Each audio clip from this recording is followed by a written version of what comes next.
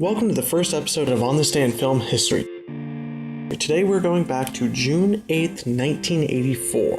Ghostbusters opened in theaters on this day. The original premise to the film had some differences in cast than we're used to. John Belushi was going to play Peter Venkman instead of Bill Murray. Eddie Murphy was going to play Winston instead of Ernie Hudson. John Candy was also slated to play Lewis instead of Rick Moranis. Sadly enough, John Belushi died while the script was being written. Eddie Murphy decided to do Beverly Hills Cop instead. John Candy backed out because he wanted to give Lewis a pair of schnauzers and a German accent, which probably would have been ridiculous. On top of all of that, the script was projected to be $300 million. Obviously, they had to scale things down a tad, almost a tenth of that. The iconic Ecto-1 was originally going to be painted black, but they realized that most of the driving shots were going to happen at night, so they repainted it white. When the car first shows up in the film, it's black, most likely an homage to the original plans for the car.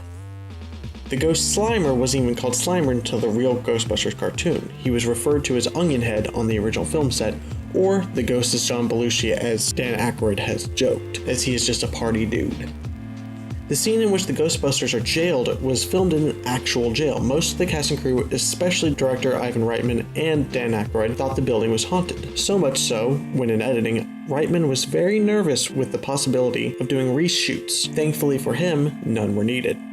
You may be thinking after all of this, why is this important to film history? It wasn't the first action comedy ever made, but it was the most well received, and it helped the genre grow. It didn't create anyone's career, except for Rick Moranis, maybe, just his American film career, but it did help show the growth of all of these people, and probably because it's also the highest grossing comedy of all time adjusted for inflation.